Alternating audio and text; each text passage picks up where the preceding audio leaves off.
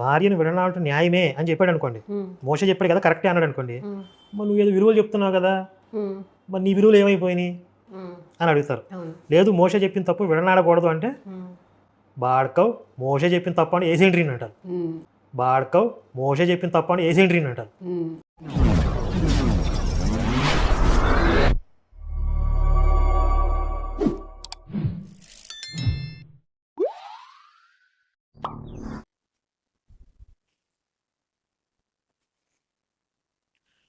ప్రభువైన యేసుక్రీస్తు నామంలో ఈ యొక్క వీడియో వీక్షిస్తున్నటువంటి క్రైస్తవులందరికీ నా యొక్క వందనాలు తెలియజేస్తా ఉన్నానండి. అలాగే ఈ యొక్క వీడియో చూస్తున్నటువంటి హైందవ మిత్రులు కూడా నా యొక్క ప్రత్యేకమైనటువంటి వందనాలండి, నమస్కారాలు. మిత్రులారా, కరుణాకర్ సుగుణ బైబిల్ వాక్యాలు వక్రీకరిస్తూ యేసుక్రీస్తు వారిని అవమానిస్తూ యెహోవా గురించి ఇష్టం వచ్చినట్టు మాట్లాడుతూ బైబిల్ తరగతులు అని చెప్పి తిరిగి మొదలెట్టాడండి. వాటికి బైబిల్ నుండి జవాబులు ఇస్తా ఉన్నాను. అలాగే హిందూ గ్రంథాల నుండి కూడా వీరికి బుద్ధి చెప్తా ఉన్నాను. ఈ యొక్క బైబిల్ తరగతులు ఏదో కొత్తగా మొదలెట్టాడు కదా, వాటికి నేను మొత్తం ఇప్పుడు 3వ వీడియో చేస్తా ఉన్నాను. మొదటి వీడియో వచ్చేసరికి యేసుక్రీస్తు వారి యొక్క యవ్వన జీవితం రహస్యంగా ఉందా, యేసుక్రీస్తు వారు ఇండియాకు వచ్చాడా అనే దాని గురించి గత మొదటి పార్ట్లో వీడియో చేశాను, చూడండి. అలాగే కృష్ణుడి యొక్క బాల్యం ఏంటి, యవ్వనం ఏంటి, కృష్ణుడు వివాహం అయిన తర్వాత ఏం చేశాడు అనేది కూడా యేసుక్రీస్తు వారికి కృష్ణుడికి పోలుస్తూ వీరికి బుద్ధి చెప్పామండి. తర్వాత 2వ పార్ట్కి వచ్చేసరికి యేసుక్రీస్తు తండ్రి కృష్ణుడు అని చెప్పి ఇతను మాట్లాడాడు. అసలు యేసుక్రీస్తు తండ్రికి కృష్ణుడికి సంబంధమే లేదు, యేసుక్రీస్తు తండ్రి యెహోవా అని చెప్పి కూడా బైబిల్ వాక్యాలు చూపిస్తూ విశదీకరించడం జరిగింది, జవాబు చెప్పాను. ఆ 2వ పార్ట్లో ఉంటుంది. అలాగే యెహోవా మంచోడు కాదు అని ఇతను మాట్లాడితే యెహోవా దేవుడు మంచోడే, మరి కృష్ణుడు ఎలాంటి వాడని కూడా మనం ప్రశ్నిస్తూ 2వ పార్ట్ వీడియో చేసాం, అది కూడా చూడండి. ఈరోజు 3వ పార్ట్ అండి. ఈ యొక్క 3వ పార్ట్లో యేసుక్రీస్తు వారు మోషేకి విరుద్ధంగా ఏమైనా మాట్లాడా, మోషేని తప్పుపట్టాడా యేసుక్రీస్తు వారు అనేది ఈ యొక్క 3వ పార్ట్. విడాకుల గురించి తప్పనిసరిగా చూడండి, మాకు తెలుసు అనుకోబాకండి. వాళ్ళు ఏ విధంగా ప్రశ్నిస్తా ఉన్నారు అనేది మీరు గమనించాలి. మరి పురుషుడు భార్యను ఈ విధంగా విడనాడొచ్చు అని చెప్పి మోషే ఓల్డ్ టెస్ట్మెంట్ లో రాశాడు. అంటే మోషే ఓల్డ్ టెస్ట్మెంట్ లో రాసింది ఇప్పుడు యేసు చెప్తున్నటువంటి విలువలకి బోధలకి వ్యతిరేకం. ఇప్పుడు యేసు ఏం చెప్పినా ఇరుక్కుంటాడు. భార్యను విడనాడటం న్యాయమే అని చెప్పాడు అనుకోండి, మోషే చెప్పాడు కదా కరెక్టే అన్నాడు అనుకోండి, మరి నువ్వు ఏదో విలువలు చెప్తున్నావు కదా, మరి నీ విలువలు ఏమైపోయినాయి అని అడుగుతారు.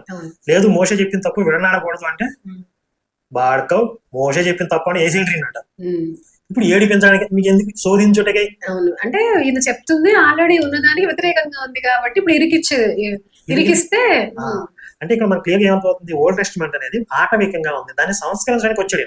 మోషే తప్పుడు పని చేశాడని చెప్తున్నాడు, కానీ మీ వల్లే తప్పుడు పని చేశాడని చెప్తున్నాడు. మోషే తప్పుడు పని చేశాడని చెప్తున్నాడు, కానీ మీ వల్లే తప్పుడు పని చేశాడని చెప్తున్నాడు. ఇక్కడ తప్పుడు ఆన్సర్ చెప్పాడు. అవలక్షణం అంటే ఇదే, నువ్వు సూటిగా విషయం చెప్పలేకపోవడం వల్ల ఇప్పుడు మోషే పరమ దుర్మార్గుడు అనే విషయం చేసి అర్థం కదా, అర్థమైంది. సరే, ఇప్పుడు చూశారు కదా, మోషే అంట తప్పుడు పని ఏదో చేశాడంట, పాత నిబంధన గ్రంథం ఆటవిక గ్రంథం అంట. కాబట్టి మోషే చేసిన తప్పుడు పనిని ఖండించకుండా, ఆ పాత నిబంధనని ఖండించకుండా యేసుక్రీస్తు వారు ఇండైరెక్ట్ గా మాట్లాడాడు, దానివల్ల కూడా ఈ ప్రాబ్లం వస్తుంది. కాబట్టి ఇండైరెక్ట్ గా మాట్లాడటం ఏదైతే ఉందో యేసుక్రీస్తు వారిలో ఉన్నటువంటి అవలక్షణంగా ఈయన మాట్లాడుతూ ఉన్నాడు. సరే, అసలు మోషే ఏం చెప్పాడు, యేసుక్రీస్తు వారు ఏం చెప్పాడు, యెహోవా ఏమైనా ఆటవికంగా చెప్పాడా అనేది ఈరోజు బైబిల్ నుండి చూద్దామండి.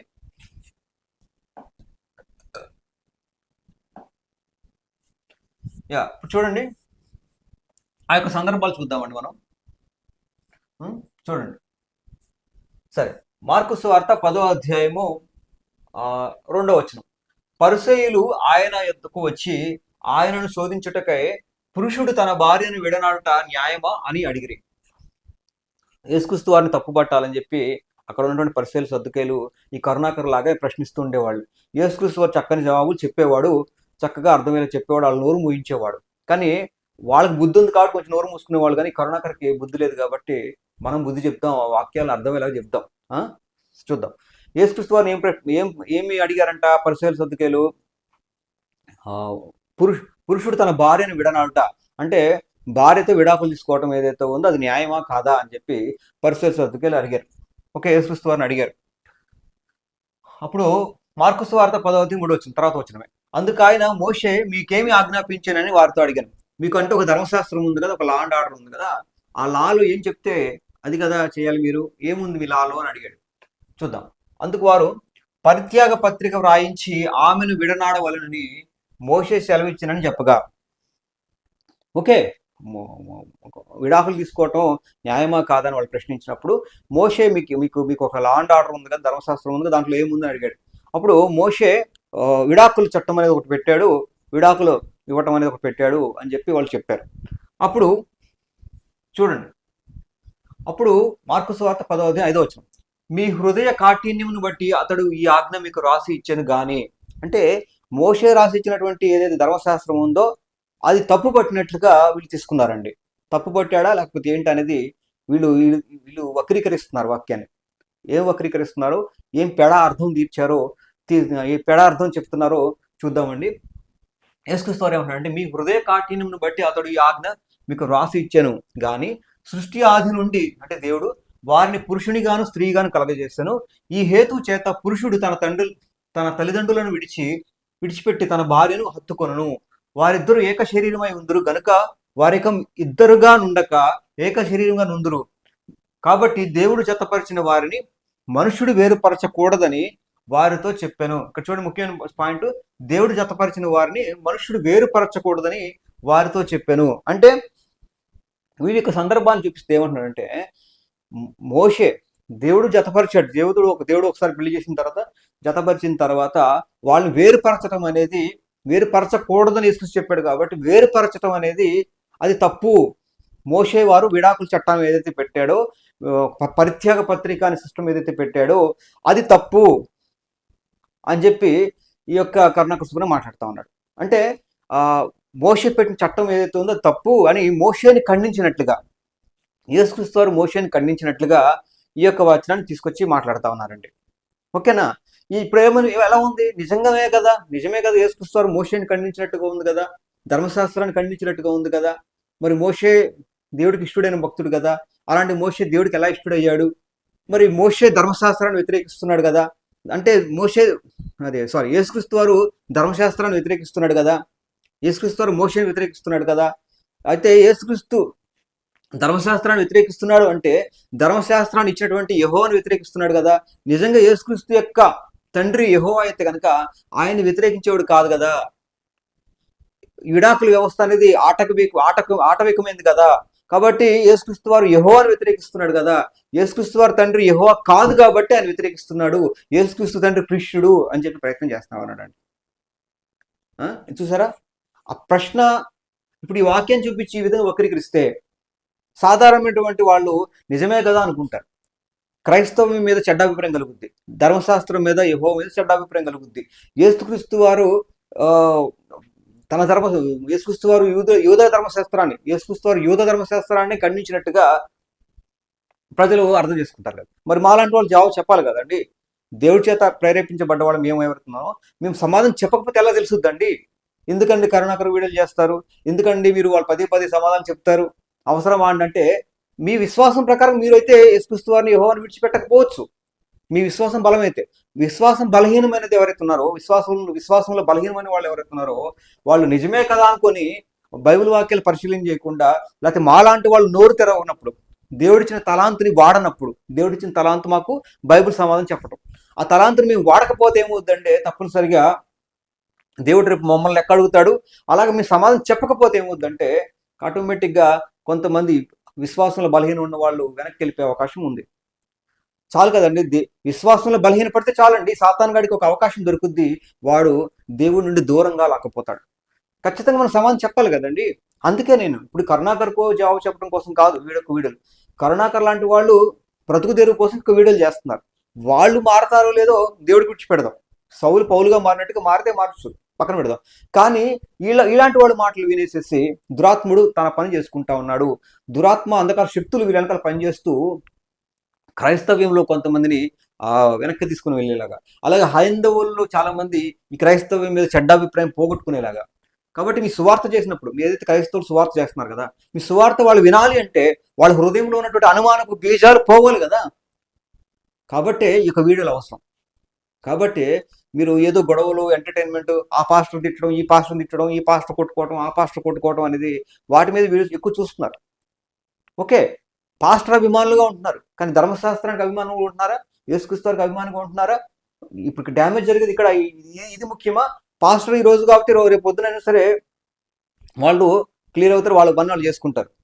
కాబట్టి మీరు సువార్త చేయాలన్నా, సంఘం విస్తరించబడాలన్నా, దేవుడు పరిశుద్ధ గ్రంథం ఏంటో తెలియజేయాలన్నా మాలాంటి వారు అవసరము. మీరు వీడియోలు చేయండి, లేకపోతే మీరు చేయకపోయినా సరే మాలాంటి వాళ్ళు వీడియోలు చేస్తుంటే మమ్మల్ని ప్రోత్సహించండి. సరే, ప్రశ్న చాలా మంచిది కదా, చాలా అనుమానం కలిగించేలాగా ఉంది ఒక ప్రశ్న. సరే చూద్దాం. ఇప్పుడు యేసుక్రీస్తు వారు ఏమంటున్నాడు? విడాకుల వ్యవస్థ అనేది మోషే వారు హృదయ కాఠిన్యాన్ని బట్టి పెట్టాడు అంటున్నాడండి. అవునా? నిజమా? అలాగ అన్నాడా? అలా కాదండి. అసలు విడాకుల వ్యవస్థ అనేది హృదయ కాఠిన్యము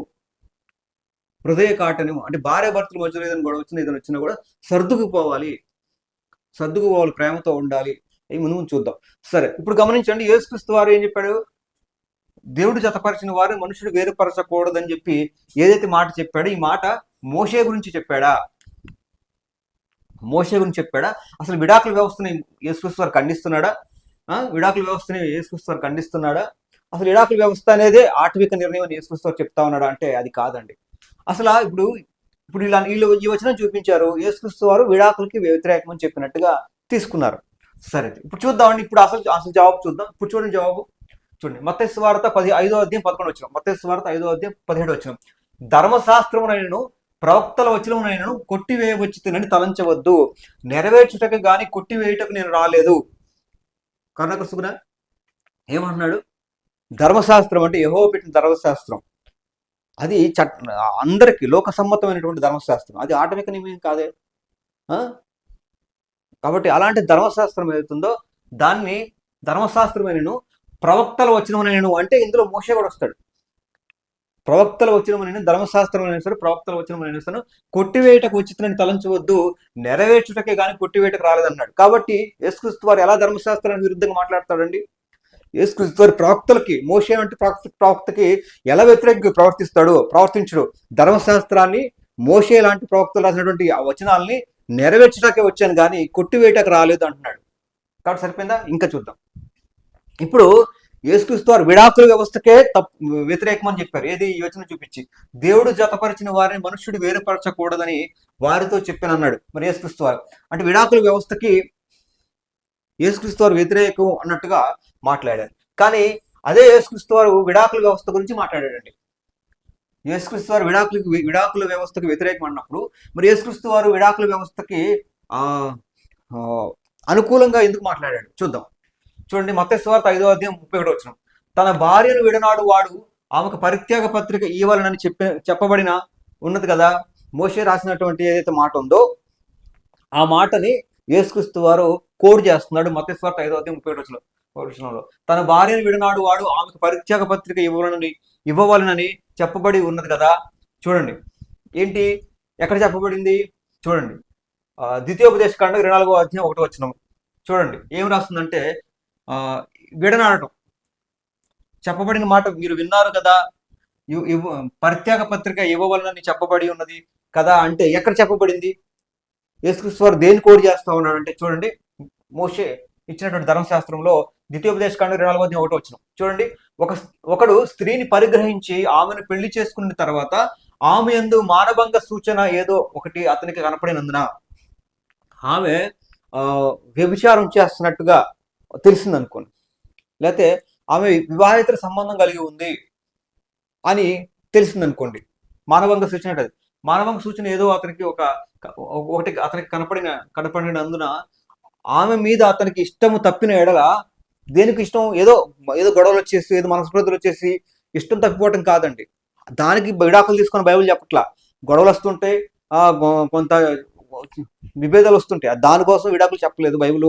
దేనికోసం చెప్పిందంటే వ్యభిచార కారణం బట్టి మానభంగ సూచన ఏదో అతనికి కనపడినందువల్ల, మానభంగ సూచన ఏదో కనపడి దానివల్ల ఇష్టం లేకపోతే అతడు ఆమెకు పరిత్యాగ పత్రిక వ్రాయించి ఆమె చేతికిచ్చి తన ఇంటి నుండి ఆమెను పంపివేయవలను. ఇది ధర్మశాస్త్రంలో మోషే రాసినటువంటి మాట.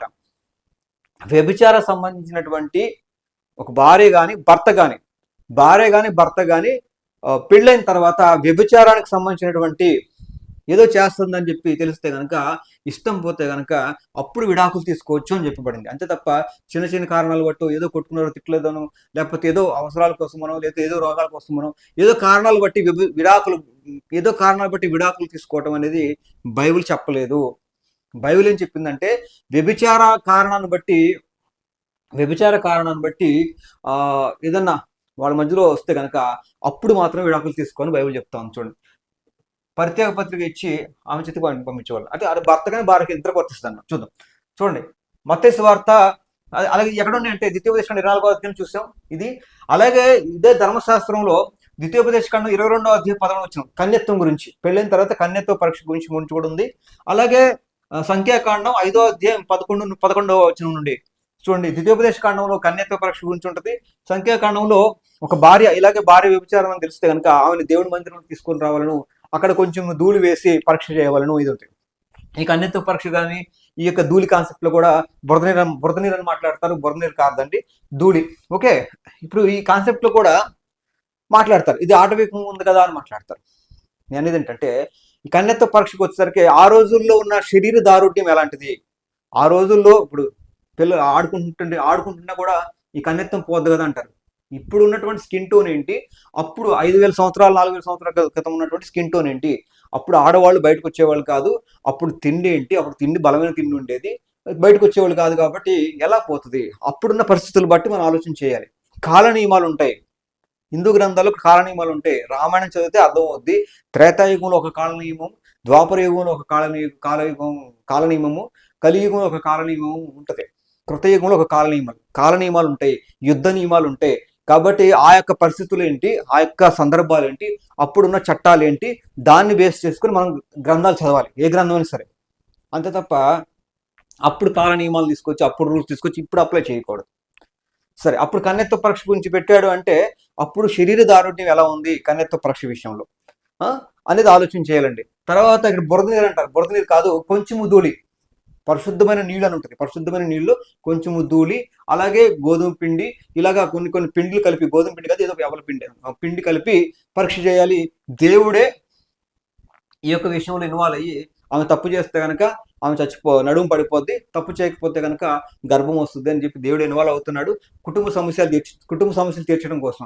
అలా కన్యత్వం విషయంలో కూడా ఆ రోజుల్లో కన్యత్వం అనేది ఎలా ఉండేది, అప్పుడు శరీర దారుఢ్యం ఏంటి, అప్పుడు ఆహార పదార్థాలు ఏంటి, అప్పుడు స్త్రీలు బయటకు వెళ్ళి పనిచేసేవాళ్ళు, లాంటి చేయటం కానీ ఇలాంటివి ఉండేది కాదు. మొత్తం పురుషుడే చూసుకునేవాడు బయటకు వెళ్ళి, అంతా కష్టజీవి అంతా పురుషుడే, కష్టం అంతా పురుషుడిదే, ఇంట్లో మేనేజ్ చేయడం అంతా స్త్రీలు. కాబట్టి ఇవన్నీ ఆలోచన చేయాలి. మరి తప్పు అంటే కనుక కన్యత్వ పరీక్ష విషయంకి వచ్చేసరికి మరి ఈ యొక్క అగ్ని ప్రవేశం, సీత అగ్ని ప్రవేశం గురించి ఉంది కదా. మరి ఆమె నిరూపించుకుంది కదా, నేను కన్యనని చెప్పుకోవడం, ఆమెకు పరిశుద్ధురాలని చెప్పి నిరూపించుకుంది కదా. మరి అవన్నీ కూడా ఉదాహరణ తీసుకోవాల్సి వస్తుంది. ఆ రాజు గురించినటువంటి విషయాలు అన్నాడు, రాజు గురించి విషయాలు అవి కాదు ఇక్కడ అనేది. ఏంటంటే ఆ విధంగా జరిగితేనే పరిశుద్ధత గురించి ఒక నిర్ణయం తీసుకున్నారు ఆ రోజుల్లో హిందూ గ్రంథాలు. ఇలా చెప్పుకుంటూ పోతా ఉంటే హిందూ గ్రంథాలు బోల్డ్ వస్తుందండి. అసలు ఆ రాత మనం ఇప్పుడు మాట్లాడదలుచుకోలే. సరే, అయితే ఇప్పుడు అసలు ధర్మశాస్త్రంలో ఏం నియమం ఉందంట, ఏ విషయంలో విడాకులు తీసుకోవాలి ధర్మశాస్త్రం ప్రకారం అంటే కేవలం వ్యభిచార కారణాలు బట్టి, వివాహేతర సంబంధాలు కలిగి వ్యభిచార కారణాలు బట్టి మాత్రమే ఆ వ్యభిచార కారణాలకు సంబంధించినటువంటి విషయాలు ఉంటే మాత్రమే విడాకులు తీసుకోవాలని బైబిల్ చెప్తుంది తప్ప ఎక్కడ కూడా చిన్న గొడవల కోసమో ఏదో మనస్పర్ధల కోసమో విడాకులు తీసుకొని బైబిల్ చెప్పలేదు. కాబట్టి యేసుక్రీస్తు వారు దేని కోడ్ చేశాడు, ధర్మశాస్త్రాన్ని కోడ్ చేశాడు. చూడండి, తన భార్యను విడనాడు వాడు ఆమెకు పరిత్యాగ పత్రిక ఇవ్వాలని చెప్పబడి ఉన్నది కదా అని చెప్తాడు. అంటే ఇక్కడ చెప్పబడింది, ధర్మశాస్త్రం చెప్పబడ్డ విషయాలు యేసుక్రీస్తు వారు కోడ్ చేస్తూ దాన్నే సమర్థించాడు. చూడండి, మత్తయి సువార్త 5వ అధ్యాయం 32వ వచనం, నేను మీతో చెప్పున్నది ఏమనగా వ్యభిచార కారణం బట్టి గాక తన భార్యను విడనాడు ప్రతివాడును ఆమెను వ్యభిచారినిగా చేయుచున్నాడు, విడనాడబడిన దాన్ని పెళ్ళాడు వాడు వ్యభిచరించుచున్నాడు అన్నాడు. ఇక్కడ యేసుక్రీస్తు వారు విడాకుల వ్యవస్థకి పూర్తిగా వ్యతిరేకం అన్నారు కదా, కానీ యేసుక్రీస్తు వారే చెప్తున్నాడు విడాకులు తీసుకోమని. ఏ సందర్భంలో? వ్యభిచార కారణం బట్టి గాక, అంటే ఒక భార్య కనుక వ్యభిచారం చేస్తుంటే, భర్త కనుక వ్యభిచారం చేస్తుంటే విడాకులు తీసుకోవచ్చు.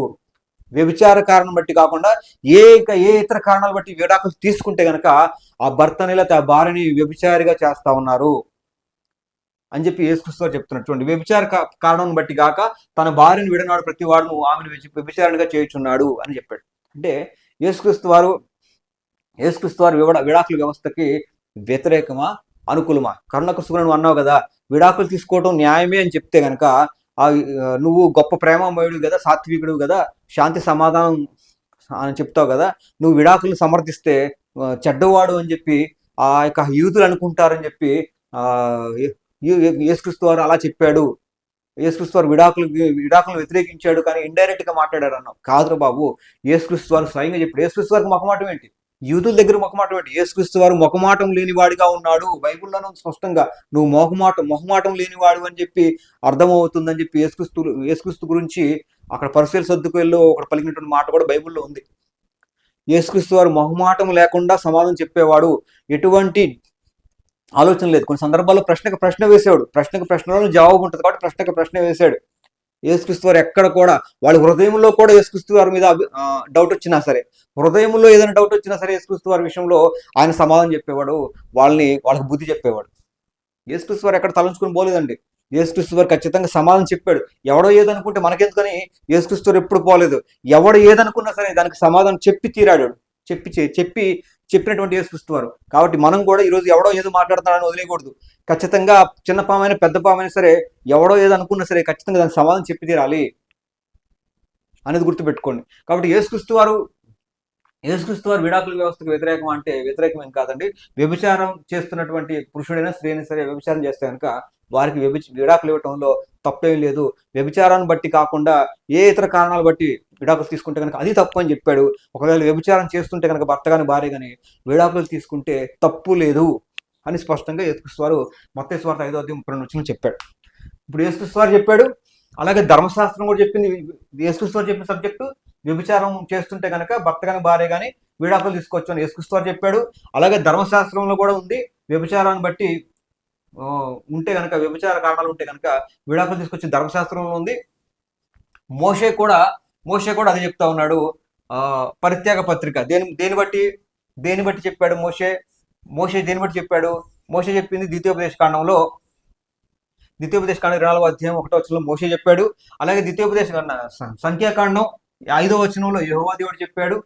యెహోవా దేవుడు ఇన్వాల్వ్ అయ్యి వ్యభిచారం చేస్తున్నటువంటి వాళ్ళని పట్ల శిక్షించాడు. ఆ యొక్క విషయంలో కుటుంబ సమస్యల విషయంలో యెహోవా దేవుడు ఇన్వాల్వ్ అయ్యాడు సంఖ్యాకాండంలో. ద్వితీయోపదేశ కాండంలో కన్యత్వ పరీక్ష విషయంలో కూడా ఇవన్నీ ధర్మశాస్త్రం ఇచ్చినంత యెహోవా దేవుడే. మోషే చెప్పింది విషయము వ్యభిచారాన్ని బట్టి విడాకులు తీసుకోమని. యేసుక్రీస్తు వారు చెప్పింది విషయము వ్యభిచారాన్ని బట్టి విడాకులు తీసుకోమని. యెహోవా దేవుడు ఇన్వాల్వ్ అయింది కూడా వ్యభిచారాలు బట్టి. కుటుంబ జీవితాల్లో వ్యభిచారం జరుగుతున్నప్పుడు దాని విషయంలో ఆయన న్యాయం తీర్చడానికి, ఆయన న్యాయం చేయడానికి ఇన్వాల్వ్ అయ్యాడు. కాబట్టి యేసుక్రీస్తు వారు మోషేని ఎక్కడ వ్యతిరేకించాడండి? ఏంటంటే యేసుక్రీస్తు వారు దేవుడు జతపరిచిన వారిని మనుషుడు వేరుపరచకూడదని చెప్పాడంటే దేని గురించి చెప్పాడు? మోషే తప్పు చేస్తున్నాడు, మనుషుడు వేరుపరచకూడదంటే మోషే వేరుపరచడం అనే ఆజ్ఞ ఏదైతే పెట్టాడో తప్పు చేశాడు అని చెప్పి యేసుక్రీస్తు వారు మోషేని ఖండించినట్ట కాదండి. విడాకులు ఏదైతే ఉందో, విడాకులు అనేది వ్యభిచార కారణాన్ని బట్టి కాకుండా మిగతా ఏదైతే విడాకులు తీసుకోవడం ఏదైతే ఉందో దాన్ని అలాంటి పద్ధతి చేయకండి, అలాంటి పనులు చేయకండి, అలాంటి విడాకులు తీసుకోవటం అనేది చేయకండి. అలాగే అలాంటి విడాకులు పద్ధతి అనేది కూడా సరైనది కాదు. వ్యభిచార కారణం బట్టి అయితే ఓకే, ఇంకా వాడు మన ఏక శరీరం ఏదైతే ఉందో, వాళ్ళిద్దరు భార్య భర్తలు అంటే ఏక శరీరం. ఆ ఏక శరీరం వాళ్ళు కాకుండా వాళ్ళు వేరే శరీరాలతో కలిసినప్పుడు వాళ్ళు అపవిత్రమైనట్టు, వాళ్ళు ఇంకా ఏక శరీరం కాదు కదా, కాబట్టి విడాకులు తీసుకోవచ్చు. కానీ ఏరే ఇతర కారణాల బట్టి విడాకులు తీసుకోవటమే కానీ అలాగా విడాకులు ఇవ్వటమే కానీ అది తప్పు అని చెప్పాడు. కానీ మోషేని ఖండించినట్టు కాదు. సరే, ఇక్కడ ఇంకో ముఖ్యమైన పాయింట్ వస్తుంది. హృదయ కాఠిన్యాన్ని బట్టి అని వస్తుంది. చూడండి, మరి యేసుక్రీస్తు వారు మీ హృదయ కాఠిన్యం బట్టి అతడు ఈ ఆజ్ఞ మీకు రాశాను కదా అన్నాడు. హృదయ కాఠిన్యం అంటే ఎందుకు హృదయ కాఠిన్యం? ఎందుకంటే విడాకులు తీసుకోవటం ఏదైతే ఉందో అది ప్రేమాఖ్యతలతో ఎప్పుడు ఉండాలి, అంతేకాని భార్య మీద ఎప్పుడు గొడవలతో విడాకులు తీసుకోవటం ఏదైతే ఉందో అలాంటి పద్ధతి చేయకండి. అలాంటి విడాకులు తీసుకోవటం కరెక్ట్ కాదని చెప్పాడు. అది ఎందుకు ఒకసారి చూద్దాం, దాని గురించి కూడా చూసి ముగిద్దాం. చూడండి, ఎఫెసీయులకు రాసిన పత్రిక పౌలు గారు ఒక విషయం రాసేటువంటి ఎఫెసీ పత్రిక 5:28 అంటే అటువలనే పురుషులు కూడా తమ సొంత శరీరము వలనే తమ భార్యలను ప్రేమించవలను. ఓకే, మీకు తెలిసిన విషయమే. ఎలా ప్రేమించాలంటే భార్యలో లోపాలు ఉంటే అది కలంకమైనను ముడత అయినను ఏదైనా ప్రాబ్లం ఉన్నా సరే ప్రేమించాలి. ఎలాగా? తన సొంత శరీరంలో నీ శరీరంలో కనుక ఏదైనా ప్రాబ్లం ఉందనుకో, నీ చేతిలో ఏదైనా ప్రాబ్లం ఉందనుకో, నీ చేతులు విడిచిపెడతావా? నీ కాళ్ళు ఏదైనా ప్రాబ్లం ఉందనుకో, నీ కాళ్ళు విడిచిపెడతావా? నీ కన్ను ఏదైనా ప్రాబ్లం ఉందనుకో విడిచిపెట్టవు కదా. అలాగే నీ భార్యలో కానీ భర్తలో కానీ ఏదైనా ప్రాబ్లం ఉంది అనుకుంటే కనుక, నువ్వు అనుకున్నట్టుగా లేడు అనుకుంటే కనుక, అంటే వ్యభిచార కారణాన్ని బట్టి కాకుండా మిగతా వేరే ఏ ఇతర కారణాలైనా సరే నీకు అనుకూలంగా లేడు, నీకు ఇష్టడుగా లేదు, లేదా నీకు ఆమోదయోగ్యంగా లేడు అనుకుంటే నీ శరీరంలో ఒక భాగాన్ని విడిచిపెట్టవు కదా, అలాగే నీ భర్తను కానీ భార్య కానీ విడిచిపెట్టొద్దు. ఎందుకంటే క్రీస్తు కూడా అలాగే సంఘంలో ఉన్నటువంటి వాళ్ళు పాపాత్ములు ఎవరుతున్నారు, వీళ్ళు పాపాలు మానకుండా ఇలా కొంతమంది వాళ్ళని విడిచిపెట్టకుండా వాళ్ళ మీద ప్రేమ చూపిస్తూ వాళ్ళు మారుస్తూ ఆయన ఓపికగా ఎలా అయితే ఉన్నాడో సంఘాన్ని ఎలాగైతే దాన్ని పవిత్రపరచి పరిశుద్ధపరచుటకై దాని కొరకు తను తాను అప్పగించుకున్నాడు. సంఘం అనేది వధువు సంఘంగా మాట్లాడబడుతుంది, భర్తగా యేసుక్రీస్తు వారు మాట్లాడబడుతుంది. కాబట్టి సంఘాన్ని ఎలా అయితే విడిచిపెట్టట్లేదో, భార్య అనేటువంటి సంఘాన్ని యేసుక్రీస్తు వారు ఎలా అయితే విడిచిపెట్టట్లేదో, అలాగే మనం కూడా మన భార్య విషయంలో ఏదైనా లోపాలు ఉన్నా కూడా విడిచిపెట్టొద్దు అని చెప్తా ఉన్నాడు. గమనించాలి. చూడండి, ఈ హేతు చేత పురుషుడు తన తండ్రిని తల్లిని విడిచి తన భార్యను హత్తుకుని వారిద్దరు ఏక శరీరమై ఉందరు. కాబట్టి యేసుక్రీస్తు వారు ఎలా అయితే ప్రేమిస్తూ ఉన్నాడో సంఘాన్ని, అలాగే భర్త భార్యను ప్రేమించాలి, భార్య కూడా భర్తకు లోబడి ఉండాలి అని చెప్తున్న సందర్భాలు. కాబట్టి ఇలాగా ఒకరికొకరు చక్కగా కలిసిమెలిసి జీవించాలని చెప్తుంది తప్ప వేరే ఏ ఇతర కారణాలు బట్టి అంటే ఇతర లోపాలు ఉన్నా సరే విడిచిపెట్టకూడదు, వేరే లోపాలు ఉన్నా సరే ఏదైనా లోపాలు విడిచిపెట్టకూడదు, వాళ్ళని ప్రేమించాలని చెప్పి బైబిల్ చెప్తా ఉంది ఎఫెసీ పత్రికలో.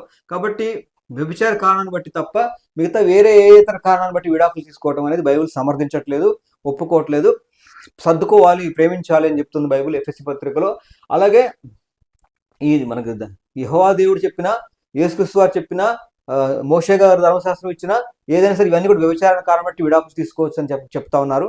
అలాగే గమనించాలి, ఇక్కడ ధర్మశాస్త్రాన్ని సమర్థించాడు యేసుక్రీస్తు వారు, ధర్మశాస్త్రాన్ని సమర్థించాడు. చూడండి, తన భార్యను విడనాడు వాడు అని చెప్పి ధర్మశాస్త్రంలో ఉన్న విషయమే యేసుక్రీస్తు వారు మత్తయి సువార్త 5:32 చెప్పాడు. వ్యభిచార కారణం బట్టి విడాకులు తీసుకోవచ్చు అని ధర్మశాస్త్రం ఏదైతే చెప్పాడు దాన్ని కోడ్ చేస్తూ, ధర్మశాస్త్రంలో ఏదైతే ఉందో దాన్ని కోడ్ చేస్తూ యేసుక్రీస్తు వారు చెప్పాడు. మోషే గారు రాసిన దాన్ని సమర్థించాడు.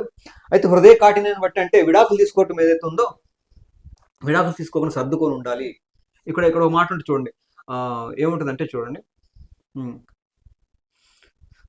పరిగణించి ఆమెను పెళ్లి చేసుకున్న తర్వాత ఆమె యందు మానభంగ సూచన ఏదో అతనికి కనపడిన ఎడల, ఆమె మీద అతనికి ఇష్టం తప్పిన ఎడల, ఇష్టం తప్పకుండా ప్రేమించాలి, సర్దుకుపోవాలి. అవసరమైతే కొంచెం సర్దుకుపోవటం, కొంచెం ప్రేమాఖ్యత కలిగి ఉండటం, ఇలాంటివి ఉండాలి. విడాకుల వ్యవస్థ అనేది అసలు హృదయ కాఠిన్యాన్ని బట్టి ఉంటుంది. అంటే విడాకులు అనేది అడ్జస్ట్మెంట్ అవ్వలేకుండా, ఒకరినొకరు ప్రేమించుకోకుండా, ఒకరినొకరు తగ్గించుకోకుండా, ఒకరినొకరు పరిశుద్ధపరచుకుంటూ, ఒకరినొకరు హత్తుకొని జీవించకుండా విడిపోవాలని మనస్తత్వం ఏదైతే హృదయ కాఠిన్యం బట్టి విడాకులు తీసుకోమని చెప్పి, విడాకులకి ఇప్పుడు పెళ్లి మంత్రాలు ఉన్నాయి. నేను అడుగుతున్నాను, పెళ్లి మంత్రాలు ఉన్నాయి కానీ విడాకులకి మంత్రాలు ఉన్నాయా?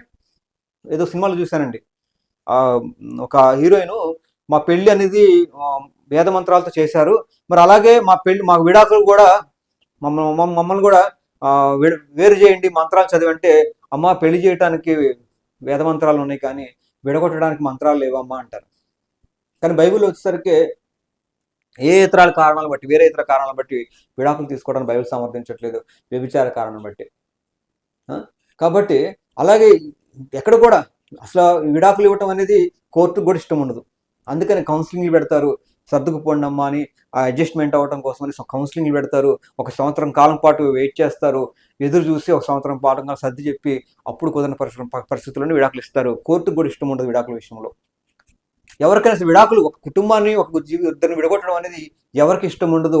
వారి హృదయ కాఠిన్యాన్ని బట్టి వాళ్ళు అడ్జస్ట్మెంట్ అవ్వకుండా, వాళ్ళు ప్రేమతో సర్దుకుపోకుండా, ఒకరినొకళ్ళు తెలుసుకొని ఒకరినొకళ్ళు అడ్జస్ట్ అవుతూ, నా భర్తలు ఈ లోపం ఉందని సరి చేసుకోవాలి, నా భార్యలు ఈ లోపం సరి చేసుకోవాలని చెప్పి ఒకళ్ళొకళ్ళు అడ్జస్ట్ అవుతూ ఉండాలని కోరుకుంటుంది. అలా అడ్జస్ట్ అవ్వకపోవడం అనేది అవుతుంది, అది హృదయ కాఠిన్యం. అడ్జస్ట్ అవ్వకపోవటం, ప్రేమించకపోవటం, ఈ విధంగా శత్రుభావాలను పెంచుకోవటం భార్య భర్తలు అనేది అవుతుందో అది హృదయ కాఠిన్యము అని చెప్పి రాసిన. హృదయ కాఠిన్యం, మీ యొక్క హృదయ కాఠిన్యం బట్టి అంటే ఇక్కడ కరుణాకర్ అన్నాడు, వాళ్ళు తప్పు చేస్తుంటే సరిదిద్దాలి కానీ మీ యొక్క మనస్తత్వాన్ని బట్టి అలాంటి ఆజ్ఞ మోషే రాసిచ్చాడు.